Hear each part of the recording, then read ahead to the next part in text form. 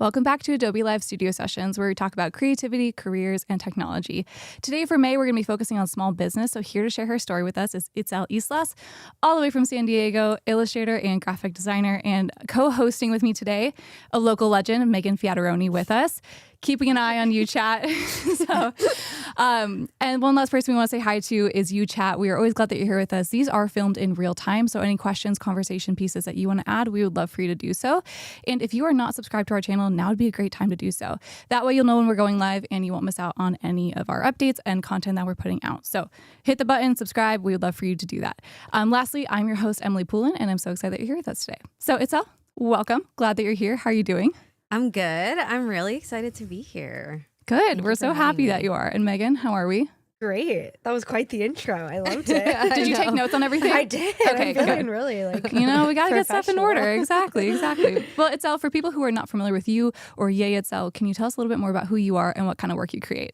Yeah, so my name's Itzel, and I'm a graphic designer and illustrator. I'm originally from Tijuana, but I've been in San Diego for a long time. And I create a lot of fun, vibrant illustrations. A lot of it is very reminiscent of my culture, my Mexican culture, my border town upbringing. And yeah, in a nutshell, I think that's it. Fun and vibrant is definitely how I would describe all your work. Thank you. Always bringing a smile to my face. Absolutely. Thank you. For people who may not be following you, do you want to drop your handle really quick and so they can be looking it up as we're talking here? Yeah, at YAY Itzel, Itzel. Perfect. I'll drop it in the chat. Yeah, fabulous. Our favorite moderator, Megan. I made it very easy. I confuse everyone with my handle and my name. So you know what? Thank you for dropping that in there. Absolutely. We need the visual aid. Yeah. Well, I'd love to hear a little bit about your creative career and the small business that you've built. But I want to start maybe at the beginning of was graphic design on your radar? Were you always thinking, this is what I want to do with my life? Could you take us back to maybe what your early, I know that when we chatted, it was early as high school, you're thinking career, like what am I going to do? Can you talk us back to what that looks like? Yeah, so high school, I had no clue what I wanted to do. Did anyone? I know. I feel like some people had it very clear, like what they were going for, and I didn't. I just knew that I couldn't be, quote unquote, like have a serious job. Because I had so many friends that were going, they were going to be doctors or accountants. And I was like, I just can't do that. I don't know. And at the time, I was very obsessed with photography. And I was considering going to school for that because that was kind of the only thing making sense for me at the time. And so, cut to, I told my parents this. And then I remember one day my mom comes to me and then she's like, hey, I met someone at the bank and she studies graphic design. It sounds like something you might be interested in. And I was like, all right. I had nothing to lose. So I remember we booked a tour at the school in San Diego and I went and checked it out. In my head, I was like, okay, this sounds fun. It's like computers. I love computers. Photography in there and then marketing, which at the time I thought I liked it. So we'll get to that. Yeah. So I just went for it and I'm very glad. Okay, I'm still doing it. Yeah. So at this point in high school, were you already exploring photography, taking photography lessons, trying out photography? Yeah. So I think it's a thing that I've always kind of been into. I had a camera collection. I still do. And I remember I had a class in high school that I was very into. And so I was just like, this feels fun. Yeah. Do you still do photography? I have my collection and I like to have fun with it. It's mainly my iPhone nowadays. Okay. But I still really like it. You can be a photographer with your iPhone. No one's stopping you. I love it. Okay, cool. So you've always been creative. I think so. Yeah, definitely. I want to dig into what you called a serious job. Yeah. I know. I don't want to dig at anyone. So in my head, though, I was just like, I don't know what I'm going to do. Well, I think that's a really important step for people who are evaluating, where am I going to go in life? And you can choose your career based off of obviously many reasons and factors. But I think that just shows this internal alignment of, okay, what are my values and what feels like the right fit for me? Could you talk maybe, if you can think back to your high school self, what was it that you're like, okay, I don't want to be, in an office every day, or I don't want to do this. What was that serious job label for you? Yeah. That was kind of a deterrent, I guess.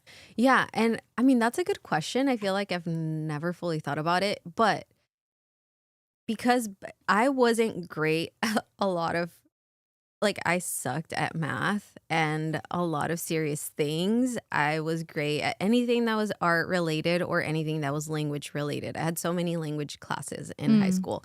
So I was just like, I don't know what I would feel really good doing, and I don't know what I would be naturally good at. Like that just didn't make sense in my brain. And I mean, now it makes sense why. Yeah. Yeah. You weren't like, I want to do numbers all day, every day. That's exactly what I want to do. I was struggling so much with it. So I was like, wait, what am I going to do? Yeah. So your mom comes home from the bank. She says graphic design. And you said, okay, I'm into she it. says, I got your life. Yeah. Your life career. You know, in honor of Mother's Day, shout out your mom. Yeah, we really appreciate shout out, that. mommy. Okay, so you went to a local college then. You signed up for classes. Everything was feeling in alignment for you, or what were those early days like? Yeah, it was like a university program. I just went full, like 100% in, committed. I got a bachelor's degree for it. So it was just a full time. I went all in. Yeah. Were you like, yes, this is the right move? Like as soon as you started? I think it was more like, this is very fun. And that till this day has guided where I've gone and what I do. So I think it was more of a, this feels good for me type of thing. Yeah. Like what lights that spark in you? Yeah. And like, that's your North Star, I guess. I love that. What school was it, by the way? Art Institute of California, San Diego, RIP, doesn't exist anymore. No. Yeah. Yeah. So you graduate then from this program and you start your career. Were you interning as like throughout school? What was that like end of time, beginning of career launch like for you? Yeah, I did an internship at a like digital marketing place, doing a lot of things that I would never do today. I feel like they were just giving me the work that no one wanted to do. And it was like, that's that intern Yeah. life. You're like, oh, great. Let me resize. Yeah. All of this. So that was my internship. And then I did a little one designing greeting cards, which was like, sounded so ideal for me. But at the time, same. I was just kind of like helping with back end things. Yeah. So they weren't really like hands on like what I do today. But I did that. And then I went into apparel design essentially for a very long time. When you were first interning, I had this experience when I started my career where I was like, okay, everything I learned in school is super helpful, but absolutely did not prepare me for the first day of my job. They're like, okay, do this, this, and this. I was like, I have no idea what you're asking me. Yeah. What was that? Did you feel like more equipped when you're saying I was doing all these things that like looking back, I didn't want to be doing those? Did you feel really lost or did you feel prepared, equipped? What were those early days like for you? I mean, they were telling me what to do and I feel like I'm good at following directions. So I was like, okay, let's do this. I learned what the program and everything, and it was fine. But it was nothing like what I had in mind. Yeah, exactly the experience. Okay, so you start there, and then you move into apparel design. Were you drawn to that, or was that just kind of a circumstantial experience for you of getting that job? Yeah, kind of circumstantial, or completely circumstantial, actually. During my portfolio show, it was a company that was walking around and they looked at my portfolio, they liked it, they hired me essentially. So what is a portfolio show? Oh yeah, so basically when you graduate, like at least for me, we had art portfolios, which is just like samples of our work from school. And so they hire, or like they bring in business owners and people to look at it, and they walk around and they're like, okay, interesting. And I remember there was this company walking around and they liked my work and they got my info. I didn't know they were going to offer me a job, but I got a job offer like, I don't know, a few weeks later or something. That's so nice that your school set that up. Yeah. And you didn't have to go out and like prospect. I'm sure we'll get into it a little bit more when we talk about your business, but like, have you ever had that experience where you had to go out and like sell yourself to employers before? Or are you just one of the lucky ones? I mean, thankfully, no, but I feel like I do that every day, like with running my business. For and, sure. you know, social media is basically that. It is. Okay, we'll table it for later when we talk about your small business. We'll do a little wraparound. We'll come back to that. We'll come back to that. So you started off at this firm and you were there for a good amount of time, but things increasingly became maybe not as in alignment for you as you were hoping. Can you walk us through kind of those circumstances? I know you're saying around 2020, just, you know, workflows and things got really, really hectic for you. Can you tell us a little bit more about what that experience was? Yeah. So Basically, I was at 2 companies. The first one I was there for like a year-ish, and then I went on to the company that I spent almost 8 years at. And yeah, it was really fun and I learned a lot, but it was so demanding, which was great because now I know how to work really, really fast. But 2020, they let go so many of the artists, and our team was just way smaller, and they kept asking for more and more work. So they weren't bringing anyone in. And I remember it got to a point where they were like, if you don't hurry up, like if you don't make these designs, you're also going to be Oh, wow. gone. The fear mongering. Yeah. I hate that. Yeah. It was terrible. It was so unhealthy.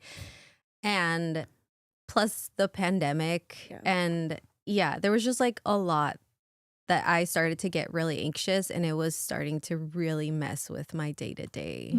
Yeah.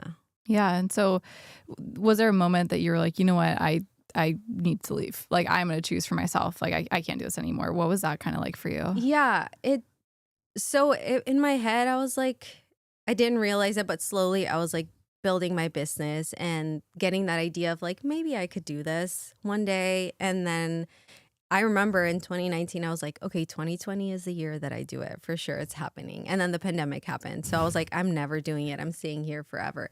But then the whole thing of like letting people go and it being so demanding. And I remember I was making like up to 12 designs a day, which is ridiculous. Insane. Yeah. And so my body physically couldn't handle it. Like I started getting panic attacks, and I remember being so sick and having no clue what happened. I had no idea.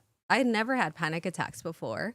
And I remember having to take the day off, and I went to the doctor and I was like, what's going on? Like something's happening. And then they were like, oh, you're suffering from acute stress. And I was like, what is that? So I was in that moment. I don't think even then I was like, I'm never going back. But it was that moment that led me to that point, because after I had to take time off, like I was really not doing well. And I think, yeah, like a week into it, I was like, I don't think I can ever go back there. And I didn't. Yeah. Well, thanks for being so vulnerable about that. Yeah, I feel like a course. lot of people feel that way a lot of the times, but because especially in 2020, it was like, you're lucky to have a job, you know, or, you know, you're lucky to be in a space that you love, or you get to be creative and stuff. Yeah, but that have doesn't health insurance. mean that you like aren't going to burn out or be stressed, and to be diagnosed with acute stress. That's crazy. Yeah. Yeah. I was like, oh, this is not good. So what did you do to like help yourself besides get out of there? Yeah. I mean, it took me a while. I took some time off, and then a lot of walking, a lot of yoga. And I literally did everything under the sun because I felt so bad. It was a rough period. Yeah. Yeah.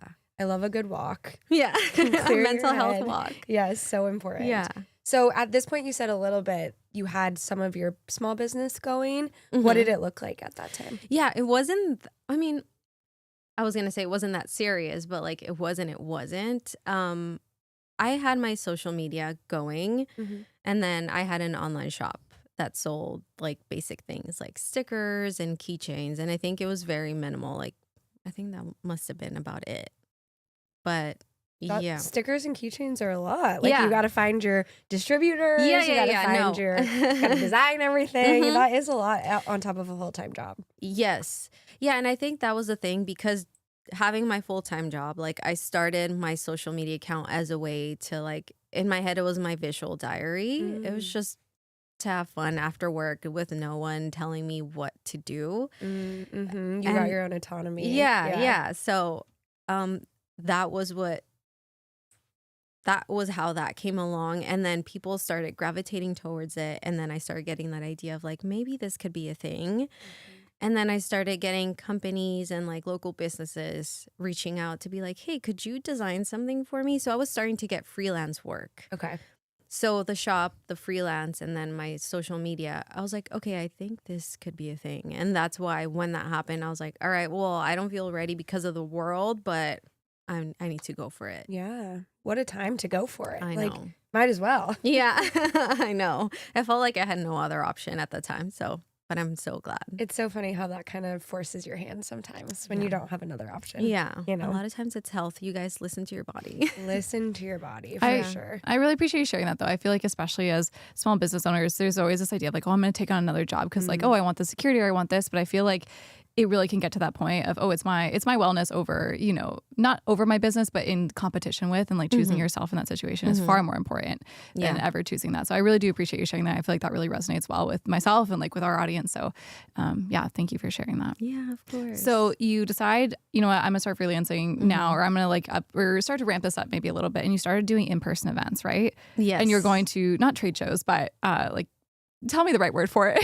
Well, I was organizing pop-up events. Pop-up's the word I was going for. Yep. Okay. You were organizing them. Yeah, I putting like them together. organizing. Okay. I like giving think, myself a lot by of work. the way, I think I first met you at an event. Really? Yeah. Wait. In Palm Springs. What's that one called in Palm Springs? Oh yes. That one I just went to. Yeah. It was Alt Summit. Alt Summit. Yes, Yes, that's the first time we true. met. That was Aw. like In Palm Springs. 2021, Yeah, 22. Oh, so something very like that. recent into the journey.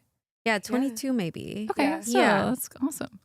Anyways, I digress. So pop-ups. So you started the world of pop-ups. And what was Mm-hmm. that like? I know, was that like more exciting than, you know, you're not just working with, you know, your coworkers, you're just meeting people who like your work and are Yeah. in public. Like, what was that experience like for you? Yeah, that was fun because I think it was like beginning of 2021 or something. Whenever it was okay for everyone to start gathering again with masks, I remember all the events. It was like, you have to wear your mask. Like it was a thing.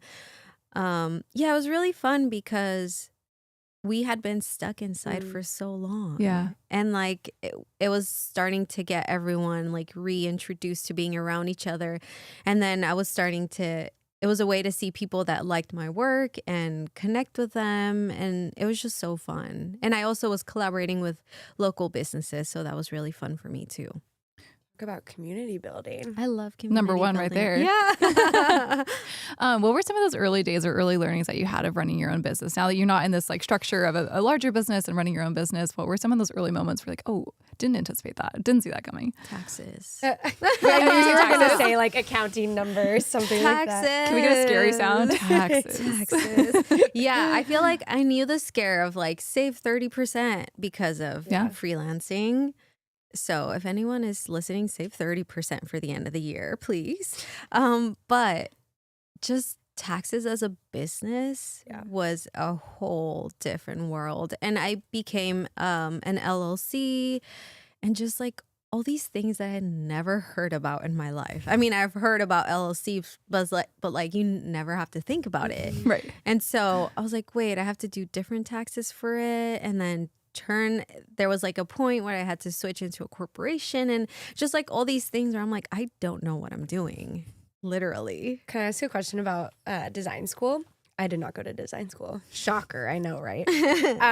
But I am wondering, like in school, did they teach you these, knowing that a lot of artists go freelance? No. They don't. So they're just expecting you guys to go work at like a big corporation and design for a big corporation. corporation? For me, yes, absolutely. Like that was part of the thing of like my journey where nothing I do today I knew existed. Like nothing was like, no one told me these things were a possibility. Right. And I think that's also because, you know, I don't know. It was like back then, maybe today. I mean, today there's social media, which I'm so happy for like younger people. Like they can see what their options are. But back then it was just like firm work and corporations. I remember agency work was like everything everyone talked about in my school. So no, they don't teach you that. So fascinating. I wonder if nowadays it's I different. hope. I would think so, but I feel like almost the rise of freelance almost coincided with the rise of social media in some ways, right? Yeah. And so it wasn't, why we're going to prepare you for a job that maybe doesn't even exist, right? Like, and for you to be successful, you need to be in-house, you need to be doing this and this, which a lot of people are successful in doing that, right? But the small business of it, Okay, well, if you're in chat and you are newer to the design industry, I really need to know. If you're running a program. If they are teaching you this in school, and if not, I'll be writing a letter. Send us your your administrator's email and we will have a word with them. We need to teach taxes. Like, and I feel like it's one of those things where maybe people wouldn't really listen. Sure. But I'm an 18-year-old in college, like, oh, cool. Yeah. Can you say that again? Yeah, I know. But I'm like, oh, I really wish because Yeah, it's important. It's so important. Yeah. Yeah. So how did you learn all of this? Not just taxes, but like all of the business skills that you needed. Trial and error. Yeah. My mom, shout out again. Ah, She helped me a we lot love her. because she's amazing with like paperwork and forms. Like that's kind of a lot of what she does. So she helped me with a lot of it, like forming my LLC and all these things that otherwise I don't know how I would have done it. But then yeah, the taxes, trial and error, and then eventually hiring someone that helps me with that part. Outsource. I Yeah. like it. Yeah. So at this point, what did your business look like? 2020 early? Yeah, 20 early. You quit your job. We're doing keychains and stickers. We're doing Yeah, keychain stickers. benchmark. What's the Stickers. next benchmark? I got my sticker club. I remember when I quit, I was like, now it's my time to go for everything that I Yeah. like thought about because I need to make money. Yeah. And so I started a sticker club on Patreon. And I still have it till this day. Fun. I need to ship it out when I get back. But yeah, it's so fun. And I was doing the pop-ups. I was doing some freelance work.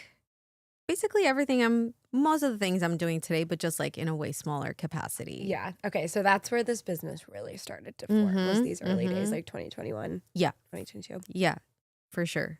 Interesting. Yeah. I remember when we were talking before this, I asked you, I was like, did you ever think that you would be a small business owner or an entrepreneur?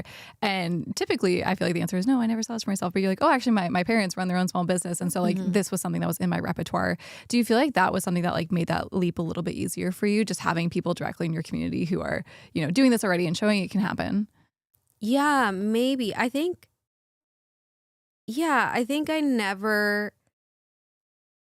the part of that, like where that played a part, because at the beginning, I never saw that for myself until later on when I was like working for my business and I was like, or for my old job and I was older and being like, okay, I think I could do this.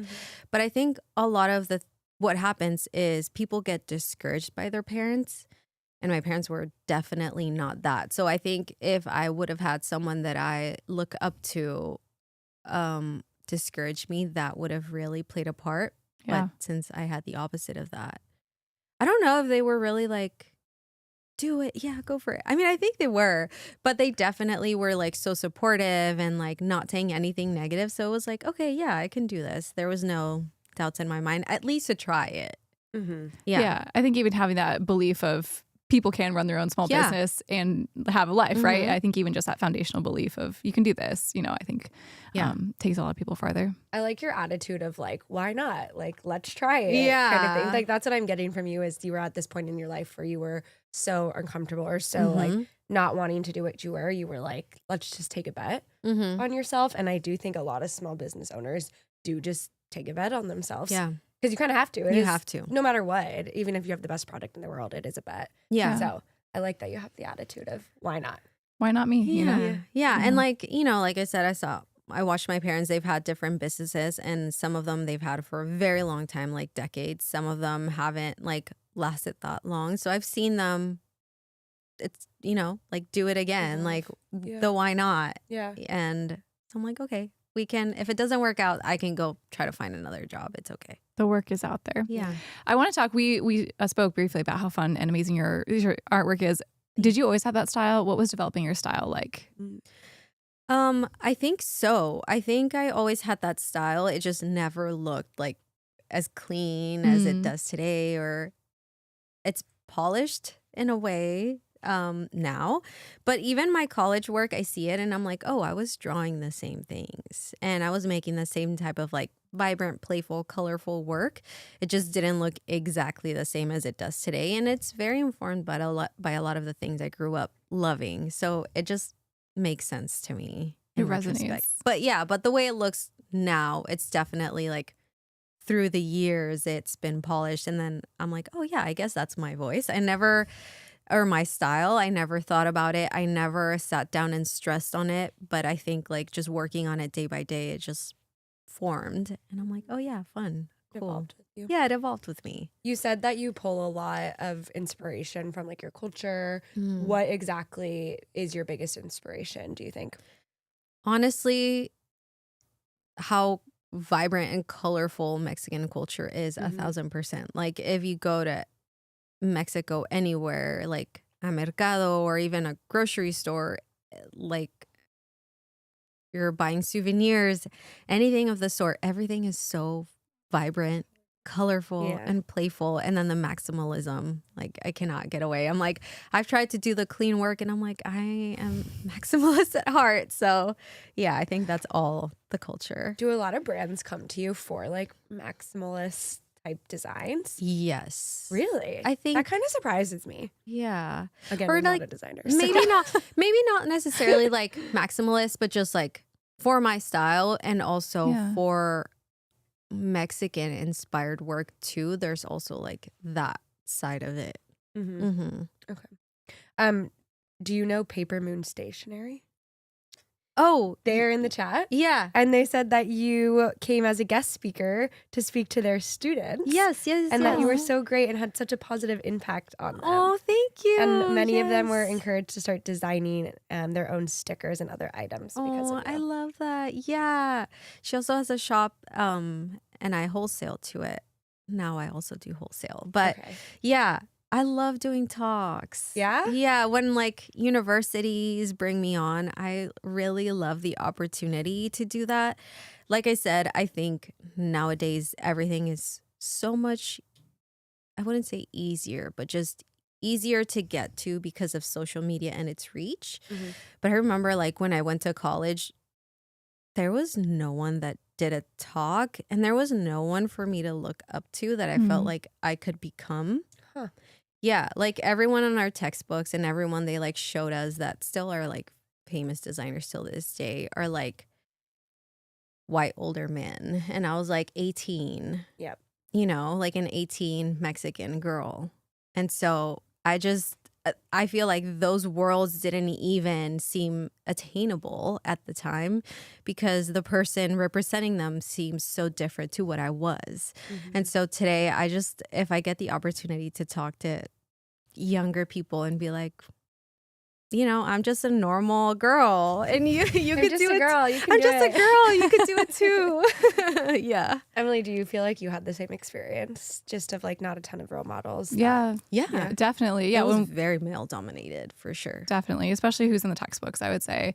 You know, there are a handful of women I think who stand out, but overall, I definitely think that's the experience for how I went through school. And how privileged are we that we get to sit here at this table with you two, talking to the community about your journey. So, no, it's amazing that you talk not just to us in our community, but high schoolers and other communities as well. Again, I'm digressing from your story. No, that was a big part of it. There's something else that when we spoke, which I want to quote it correctly, like on your bio, you say you have positive bicultural impact as like, that's something that's like a motif in your design work. What does that translate to like in your design work and also just how you show up in the design community? Yeah, I think,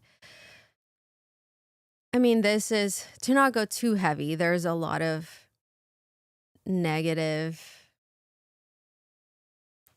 talk around Mexicans, Latinos, and just all of that as a whole. Like I said, that could be a whole other, like a full other hour.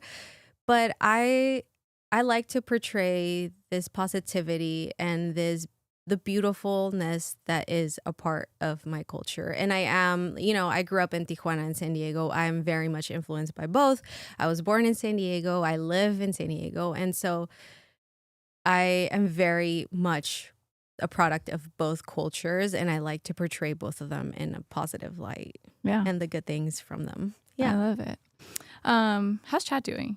Chat's going off about how much they love you. Oh, thank you. Lots of fans saying that you inspire them. I'm gonna cry. I know. I'm gonna cry. Yeah, lots of community talking about just how amazing and inspirational you are and how great it is to see someone like themselves reflected in a space like this. So. Thank you.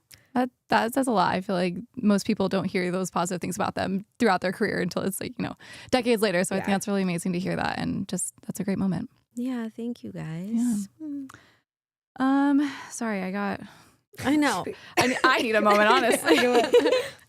Okay, let's talk a little bit. Okay, you talked about how your career, you can look back at your work and say, hey, I was making a lot of same like designs, motifs, just the style has changed. I do want to talk a little bit. When we spoke, you shared a little bit about how tools have changed and evolved that have been life-changing in your career process. Can you share your top 2 with us? And I can remind you what you said. Yeah, if you have forgotten. I remember them. She says, I write about them daily. I remember them. Yeah.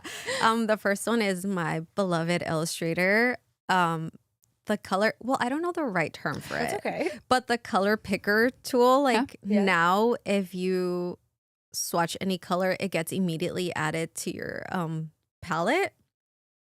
Right? Your swatches, yeah. Your swatches, yeah. Which before it didn't used to happen. I would have to copy the hex code or something every single time. And now it appears there. I'm like, why wasn't this there the last 15 years? But I'm so happy. And then the other one is the Adobe Express animation tool. Just because I'm in the process of starting. I haven't even started, but I want to learn animation like After Effects, but I don't know how to animate yet. And so Express makes it easy for me to animate my illustrations without having to know After Effects yet. Yeah. Yeah, so I love them. And they added new styles recently. It's so fun. They are really fun. They're so fun. What are you using them to? Like, what are you animating? My illustration. So like I'll for do social media or just like for fun? Yeah. No, for social media. Yeah. Like I'll do reels and then I'll have like a video on my illustration on top and then I'll animate it so it moves or just, for reels. Oh. Do you see any clients like asking for that kind of work? Not yet. Not yet. They But will. they should. Yeah, They maybe will. I need Clients? to do more.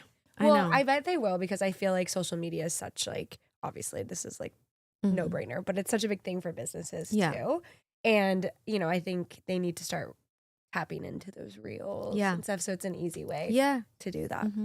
I feel like some of those smaller updates are the updates that are the most life-changing and impactful. Like even hearing you talk about color picker, I'm like, it does feel so great. Like it feels so great. I'm like, it's such a little minor thing. Like you're not going to make this amazing thing out of it. It's not a magic button, but like it saves you so much time. Yeah. And Shout out to the Illustrator team. You really knew what we needed. Little quality of life updates. We love them. Thank you. Yeah. We'll show you how it works, Megan. Then you two can get in on this. It's amazing. I do love the color picker, but I did not know that it adds the swatches to yours. But I use it a lot in Express. Yes. Yeah. Eyedropper tool still will be there for us. I still love it. Still use it. However, I like having alternates. Yeah. Okay. Going back to in school, you're thinking forward. You're like, I don't know where my career can go. Then you start working with these amazing brands. Obviously, you work with Adobe, Nickelodeon, Marvel, all sorts of amazing people. Do you ever have these moments where you're like, I didn't think this would be possible for me? Or do you have like a pinch me kind of moment as you start working with brands like this? Yeah, every time. I feel like, well, not every time. I feel like I'm very caught up in like my work and just doing the thing. But every now and then I do take a moment and be like, whoa, I got here and I never even, like, it doesn't even feel like a milestone because like I said, it wasn't something that felt like I could even reach. So I'm like, whoa, I'm here. And it just feels really awesome and amazing. Yeah, there's like little moments like, flying out here and doing these things for Adobe, which shout out Adobe. I've been working with Adobe for like 20 years almost because like counting school and stuff. So, yeah. And other companies, same thing. Yeah, I think I'll take a step back and be like, oh, yay. Yay. Yay me. Yeah. Going back to my question of like, do you have to sell yourself to people? Getting these kind of partnerships, are people approaching you or are you putting yourself out there? And if you're putting yourself out there, like how are you getting new clients? Is it all through social media or are you doing other things? So up till basically this year, they have come to me. Not to brag. Yes, no, that's but we are here to brag about you. This is your time. Yeah, do it. Yes, but I've been very fortunate. And this year I've been doing some outreach. Okay, what does that look like? A lot of DMs. Yeah. A lot of Instagram? DMs. Yeah. Because, even a lot of big companies have come to me through DM. Yeah. So for me, it's very much like a legit source. Yeah. So I'll reach out via DM or I'll find an email and then just try to be like, what is it? like plug me in? Can you like Connect me, yeah. connect me? I was like, what's the word? Thank you. You had it. Connect me with the right person. And I've been doing some outreach like that. Is it scary? Is that scary for you? Or No, it's exciting. Yeah? Yeah, because I feel like it's certain companies that I've never worked with that I feel like maybe wouldn't be aware of my work. Yeah. But I can see it working well. So yeah, it's exciting. That's like one of those business skills that I would think would be like not hard for designers, but like maybe not as natural. Yeah. Is like that prospecting, finding clients, selling yourself kind of stuff. So do you guys have any like advice for anyone that's watching on that? Yeah, I mean, I think getting your portfolio ready or your social media ready, because for the longest I didn't have a good portfolio, honestly. It was like just my social media. But like if you go on my Instagram account, you can see all the work that I do and exactly what I do. So it's having something ready and then, yeah, reaching out with a pitch. It's less intimidating to send a DM or an email than being face to face. Yeah, for sure. Because like, you know, it's not, there's no like awkwardness of being in person. There's no like, they can't turn you down in person. So I'll say, what do you have to lose? Yeah. Same attitude. Like, why not? Yeah, why not? I mean, if you're already doing the work, you might as well. Yeah. I want to say, or can I get your advice then on, you know, sending the reach out? I feel like there can be this fear of rejection of like, oh, they're just going to say like read and like not respond to me, or like, you know, they'll never email me back. What do you tell people? Like, how do you develop that grit, or just like, okay, let it roll off your back. There's always more work. Like, what's your mindset, I guess, as you go into that? Yeah, I think because, I mean, I'm still doing my work no matter what. She's already busy. Yeah. I'm already busy. No, I'm trying. It's not even that. It's like, it's not going to change what I do. Of course. It's more of like that. I would still keep going even if they were all no's. So I think it's more of the way I'm thinking about it is, let me show my work to someone that might potentially love it and they just don't know it yet. And I have gotten some no's, and not necessarily like a no, maybe like a not right now. And that's okay. Yeah. So because they already met me, like I introduced them to who I am. And so I've had people, big clients, reach out and be like, I was trying to hire you for the past 5 years and waiting for the right moment and the right project. The right project. Yeah. So I'm like, you never know when the right project will come. So there's nothing wrong with just saying hello. Yeah. I like what you said about like, you're going to keep doing it even if the answer is still no. So when you say keep doing it, like what does that look like? Say all your clients go away. You don't have any clients right now. What does that mean? Like you're going to keep doing it? Well, I'm still going to keep showing up. I think I started my account when no one was watching, and no one was watching for like a year or something like that.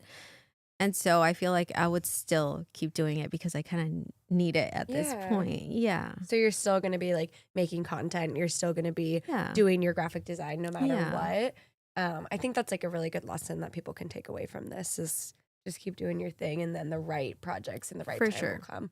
And I think that's the thing is like, just keep doing the work, and then something will come to you by inertia.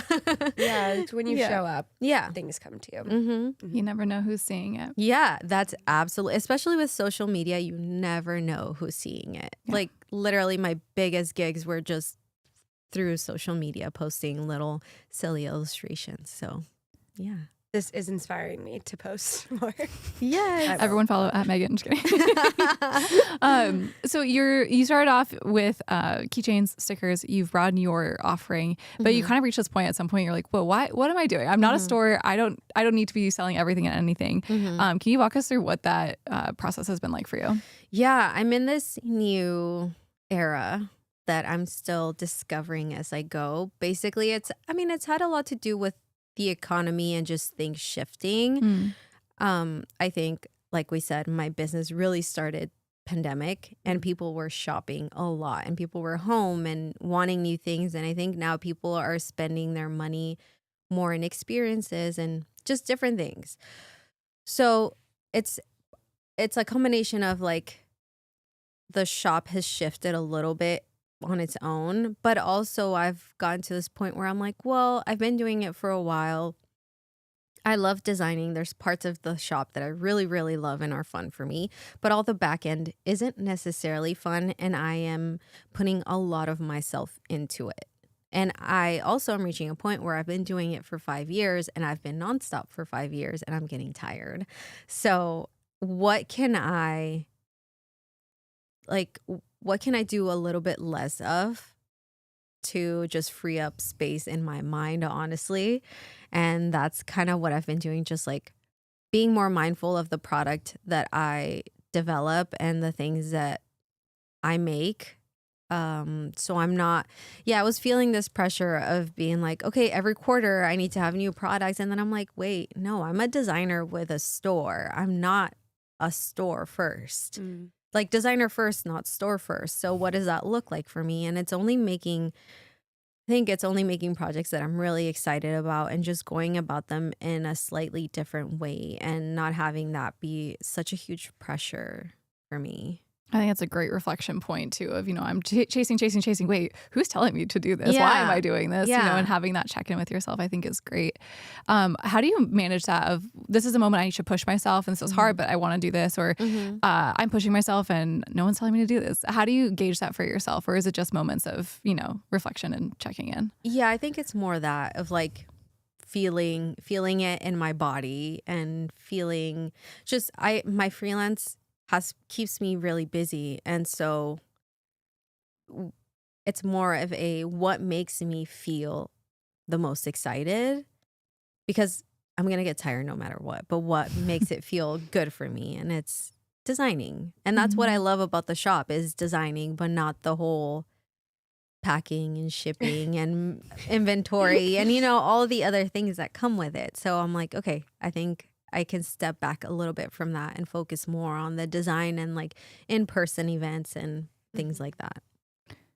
For people who want to start their own business or haven't, or want to start offering physical goods but haven't, what advice would you give yourself or directly to them? Yeah. I have 2 that come to mind immediately. And one is start with stickers. Like I did. Why? Because they are so affordable to produce, and you can get as little as like 10, 20, or 30 stickers made. Not 10,000 stickers, right? Like a lot of other products. Yeah. Like, I make my berets and the minimum is like 1,000, and just like there are these bulky things. And so stickers, you can get 30, spend like $30. You can ship them for like stamp prices went up a little bit, but like 88 cents or something around that. And then just see how people react to your work, see what they like, and then build from that. That would be my advice, number 1.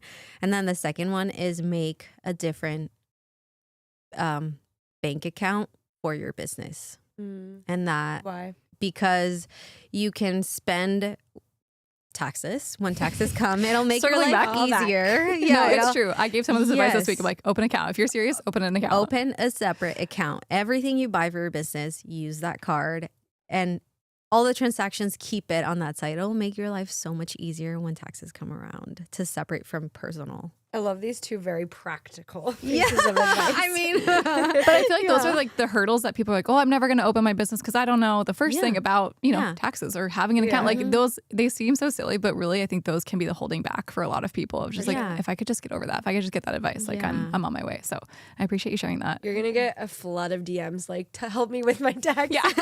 Oh no, I'm definitely, that's why I hired someone. For the record, that is don't not do me. that. I love that. If you could change one thing about the design industry or creative industry, is there something that really sticks out to you? Like, man, I wish I didn't keep hitting this, or I wish this wasn't existing in our like design life. A hard question. That's a we hard can skip. question. You let me know. I want to hear the answer. Well, Megan will go first. Maybe, and I think we're also in a bubble because Adobe is so great about this, but maybe not the entire design community as a whole. It's just, my God, I'm blanking. That's okay. Word. Let's move on. No, wait. It's going to come to you. Yeah. Okay. Representation really matters. There you go. I think Adobe does such a great job at it, but it's still not a huge design standard everywhere. Yeah. And I want to see more women. Yeah. I feel that at like conferences and stuff sometimes. Yeah. It's like I'm tired of seeing the 5 same people. Yeah. No hate, but it goes back to But there's the a lot same. of people out there. There's a lot of really, a lot of there's really a lot important of, like, voices. really great up and coming people too, like younger folks or Yeah. people just starting that are so creative and like using all of these different crazy tools that are coming into the market, and it's super exciting and re-energizing. Yeah. I agree with you. I was going to ask, what is your hope for like the next generation of designers or creatives? But it sounds like maybe this would even be that answer. Goes hand in hand. I love it. Absolutely. Okay. If you are working, you're deep in a project, what is on your playlist? What are you listening to? Ooh, That's there's a right answer. Is it No, I'm shows? kidding. Is it movies? I'm kidding. I know Megan's Well, answer. you know what? That's right. I'm like a mix of two, and one is psychopath behavior. No, I'm kidding, but it's like Say more. no music. Silence. What? Just silence? Sometimes.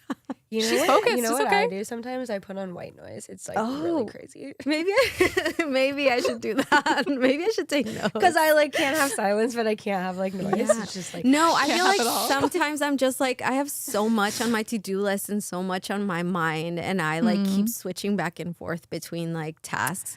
Real. And I'm like, okay, quiet. I need quiet. Like there's moments Could where I'm everyone like, just- there's too much. And then there's times where I'm like, if I'm designing or illustrating and I'm already, that's kind of goes into second nature mode, Yeah. then I can definitely play some music. And Any names you want to drop? Or again, there is a right answer. No, I'm kidding. oh my God. There's no I don't know. I was listening to the latest FKA Twigs album the other excellent day. choice. Okay. Yeah. And I'm my mind is going to this playlist I'm building right now, but it's like all kinds of artists. So I don't know. It depends on my mood. various artists assorted. Various are assorted. I feel like these Untitled. on the spot questions are so tricky. You'll love this next one. Oh no. What's one tool or app that you absolutely can't live without right now? Oh, Illustrator. Oh. Forever. Why? That's my life. That's where I create 99% of my work. Well, 90. Yeah. What's your favorite tool? In The illustration? brush. The brush tool. Blob brush or regular? Blob. Say more. Some people don't know about This blob is brush. It such kind a of Wait, kind of blows the I mind. think. No, I don't know. Can you adjust the line width after you've drawn it? Yes. Okay, so probably not blob brush then. Oh, okay, not blob. Okay. Emily's Wait, an now you need to. Illustrator nerd. Yeah, now she needs to teach us. If only we were doing a live demo tomorrow. Which tell tuned. people, Oh, for people who don't know, tomorrow I'm gonna do a live demo at 9 a.m. you are starting at 9 a.m. Correct? 9 to 10, and then I'll still be around. I'll be around till like noon. Yeah. I'm doing 2 demos here all tomorrow. day. But what are I'm you doing in here your all night. sessions? Give something. Yeah, to look I'm forward gonna to. teach how to make a brand from scratch. I'm gonna do a combo of Adobe Illustrator, Adobe Express, a little bit of Firefly for some boards action, and we're gonna create a matcha brand, and then we are gonna make designs for it. Fabulous. Yeah, branding kit and whatnot.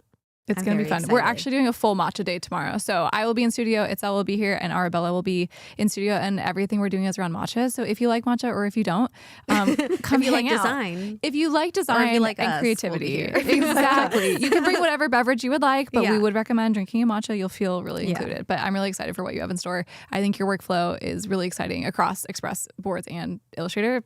Perfect storm. It's amazing. Yay, I'm Okay, excited. I have a question coming back. To the blob brush tool, No. I'll show you. Please no. Not to the ball brush, to you. Okay. I think in the title of this session, we talk about without burnout, or it says without burnout, but then we were talking before and you were like, no, there's always burnout, like no matter what. So I want to know what that means a little bit more to you, like how as a business owner, you're still experiencing burnout and then what you do to Yeah. combat that, because it probably looks a little different than it did when you were working at an agency, right? Yeah, definitely. And I think it's, well, like we said, I think it's kind of catching up to me. Like, okay, I've been go nonstop, and my body and my mind are kind of being like, hold on, we're tired. So I think it looks like, first of all, on a day-to-day walking every day, I still do my mental health walks and yoga and taking a time for myself, like to make coffee or to make matcha, just these little rituals that force me to step away from the computer and stop. And then just on the business side, it's like looking at everything I'm doing and going, what do I need to switch here? And like we said, it's the shop. So that's what I'm kind of reassessing at the moment and trying to figure out the best flow and what feels the best for me. Because I work a lot based off of how I feel. Yeah, my feelings. Me too. Yeah. I'm definitely like that. Like I don't think through things. I'm like, this is how I feel. Yeah. Nice. I like that. I like that you still are taking those little ritual times for yourself and then being super intentional about where you spend your time and knowing, like we said at the very beginning, you are driven by like what's fun. Yeah. You know, you said that like that was what guided you, is what was fun. So you're still doing that. Like what is fun about your small business? I mean, everything feels fun about my small What business. a great answer. I get all these, like, obviously there's a lot of stressful moments and like tedious moments, but like, I don't know, this feels like so good to be able to do the work that I love and get all these fun opportunities and be surrounded by all these awesome creatives. And yeah, I think my guiding, what's that word? Like guiding light? Yeah.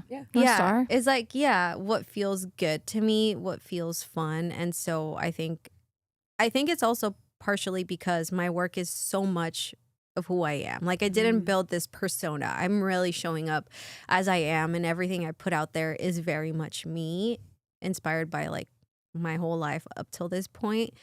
So I think I need to feel good and needs to be me to translate correctly as what I envision and what I like to communicate. So I need to feel good in order to do that. Yeah. Yeah. I think that's a big takeaway that I've gotten from this conversation, and I hope the audience does too, is that like, you know, you were saying, oh, brands come to me and like you're the lucky one, but I don't think so. I don't think you're lucky. I think you show up like yourself, and that's why brands are attracted to you, because you're authentic, and like Thank you. Brands are attracted to you, people are attracted to you, the art is attracted, you know what I mean? Like all the good vibes are attracted to you because you show up 100% as yourself. And I think, especially in the land of social media, that's super important. Yeah, and I think that's normally one of my, like, if I give advice, there's like a few, and one of them is be authentic, because I do also feel like unless you're building this persona and you have, you know, there's certain famous artists that do this and it's cool, it works for them. But for the most part, if you are pretending to be someone you're not, people can tell For sure. like when you're being fake. And so I think the best work comes from just being yourself and allowing yourself to just really be 100% you. And I think people gravitate towards it. I mean, to me, it feels like it. And so, yeah, I would definitely advise that. I definitely associate your little berets with you. Yeah, I know. I didn't wear one today. I was surprised we weren't seeing one today. Do you still sell those? Yeah, I do. Oh, we should have all had one. I know. That would have been awesome. Next time. Next time. What are the other pieces you said? This is one of the pieces of advice. Were there other on deck advice that you would give to other people? Yeah, one is be patient. Ooh, that's a really good Speak one. on it. Tell us. Be patient, because like we know there's artists where they blow up overnight. That happens. But for the most part, it's not overnight. I mean, for example, for me, it's taken me, I've been designing for 15 years and we're almost, I don't know. And it's been this whole journey to bring me to where I am today and doing the things I am doing today. So it's taken time. And I think a lot of people, especially because of social media, maybe they expect things to be immediate or could get discouraged. So my reminder is to be patient, because nothing happens overnight. The other one is be authentic. And then the other one is be nice. Ooh, like, I love that. Yeah, I've worked around a lot of not nice people. And I feel like you just can get further in life by being nice. Yeah. You attract Authentically nice, though. Yeah, not like caveat. Yeah. Okay, last question for you as we kind of wrap up this conversation. Is there a dream collaboration or project that you're still always thinking, hoping, wishing for? Yes. I want a campaign, a Mexican campaign. I like for a company, for yes, an so artist? it's not, It's not a specific company. I'm just manifesting. In the food industry, I would love because it's just such a fun area for me. But like anytime I go to Tijuana, they just switched them recently. But there was this Topo Chico campaign always, like these huge billboards all around town. And they had such fun illustrations. So I'm like, I would love to see my work in Mexico. That would be really fun. So this is very general, but hey, speak it into the world. Yeah, it's happening. Yeah. By the next time we chat, I'm sure it's going to be in progress. You'll never guess what I'm working on. I'm so excited. That's amazing. Well, Itzel, thank you so much for joining us today. I feel like this is such great advice. I know personally I've taken a lot away, Megan, and just even for people who own their small businesses. So I appreciate you sharing, showing up authentically, and being very nice in all of it. Following your own advice. Yeah. Thank you. Well, chat, thank you so much for tuning in. As always, we're glad that you're part of the conversation and a part of the Adobe Live community. So if you haven't subscribed, please do so. We would love for you to be getting our updates and staying in tune with what we're doing. And stick around. Up next is Ryan Selvey with File New. And it's always really exciting stuff he has going on. So stick around wherever you're watching. Thanks so much for tuning in. Gracias.